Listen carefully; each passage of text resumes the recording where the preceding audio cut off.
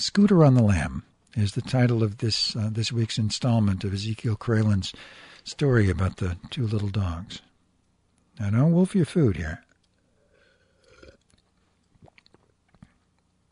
Just swallow the water part of it. Don't swallow the air that comes around with it. That was distinctly unpleasant. I'm going to do that again. Scooter on the Lamb, Ezekiel Kralen wrote.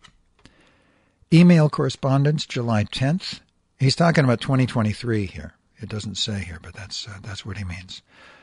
Subject, what came of my 911 call? I dialed back an hour after the incident, which occurred around midnight, to cancel my report, since the culprit had long vanished and I needed my sleep. At least you have a solid description of him, I told her, and next time he shows up, I'll call non-emergency. Also, the workers at the Hohokam smoke shop next door witnessed his scary behavior, so if the police want, they can speak with them right now. They don't close till 2. All right, the 911 operator replied. Thank you for updating us, and you have a good night, Mr. Kralen. And with that, I finally settled into my comforters with great relief. But several minutes later, I heard Lucky and Flacco barking outside, though not raucously so, and from a distance. So I got up and checked out the window to see Deke parked across the street in the company of another vagrant, peaceful scene and in the shadow of an overhang, though it irked me he chose a location nearby. Which proximity disturbs my rest only because I know they're right out there. Be that as it may, I returned to bed and closed my eyes. The pups had only barked for a scant 10 seconds anyway. It was overall a quiet, late Sunday night, barring Scooter's rage flame earlier. Unfortunately, I was abruptly summoned from my dreams by a phone call at approximately 2:20 a.m. Hello, Mr. Kralen. The police are waiting outside your building. Would you like to speak with them? Yes, I replied. I'll be right down. So I quickly slipped on my slide sandals, donned jacket and coat, and rushed outside. But upon opening the gate, I looked around up and down the block to discover no badges present, but there were Deke and Mutt standing around by the corner, commiserating with 2 others, his shopping cart still gushing with bottles and cans atop assorted debris. But were they the same ones as yesterday or replenished stock? I had no idea. What the fuck is he doing there at this time of night? I peevishly thought. He's always the monkey wrench in my gears. I then shut the gate and rushed back upstairs to retrieve my phone. Upon stepping outside, I called 911 again. Hi, this is Zeke Kralen. You said the cops are outside my building, but I'm outside now, and they are not here. Turns out they had arrived at the wrong edifice, a block further up toward downtown. They had my address off by 1 digit, soon corrected. I lowered the phone then and approached Deke, crouched down to adore the hounds, who were delighted to see me, as always.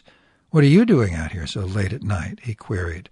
Funny, I was wondering the same thing about you, I quipped, and then added, I'm waiting on the cops to arrive. I was sound asleep when they called just a minute ago. Took them 2 fucking hours to finally show up. Yeah? What about? Scooter, of course, I replied. He threatened me, and it ain't the first time. Enough is enough with his marching up and down in a fury right outside, and now he's taking his demons out on me because I was foolish enough to ever speak to him. There was a gritty-looking short fellow of stocky build standing in the bus stall who heard all this. He was conversing with Deke when I first opened the gate. You want me to take care of him? He interjected, like a seasoned mobster with gruff voice, curled, scowling lip and boxer stance, a regular Al Capone.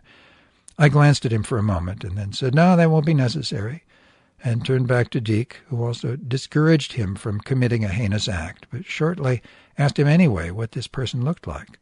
To my dismay, instead of saying, never mind, Deke actually proceeded to describe Scooter to a T, along with Carlson, for good measure, I suppose. Far be it for this accidental pilgrim to discourage the revelation of a belligerent rowdy roaming the sidewalks of our fair hamlet, so I stepped aside and looked up Market Street, whereupon I espied a police car careening through the intersection in my general direction.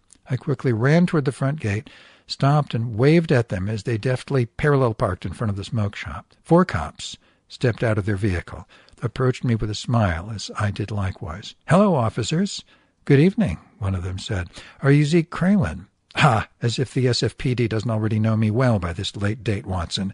It's almost like they were rookies getting to finally meet the notorious Zeekster, a great source of gossip around the coffee bar at Mission Station. I'd be surprised if there wasn't an artist's rendering of me in caricature right above their Melita.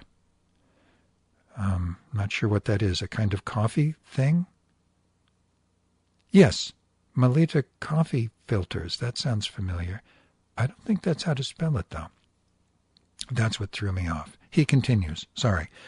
Yes, I am, and thank you for showing up, I replied. Then we went through the standard routine of their asking me questions and my answering them, pertinent to the incident at hand. I pointed to the silhouette of Deacon Mutz standing there at the corner by his shopping cart and said, "He's a witness to Scooter's threat. He's my friend and homeless, and we were walking down the block when he came up right behind me." I then scratched my head. I don't know why he's out here now, because that was 2 hours ago, but whatever. Do you think drugs were involved? Yes, definitely, I replied. I've seen him smoking meth many times and guzzling vodka out here. He was staying with a resident in my building, much to everyone's dismay, but it looks like he's not welcome anymore, thank God. And that's probably why he's angry, exacerbated by booze and dope, I'd say. They said they'd look for him, do a wellness check, and see if he wants some help for his problem, and advise him to stop hanging out on this block. That sounds good to me. I heartily effused. To be continued.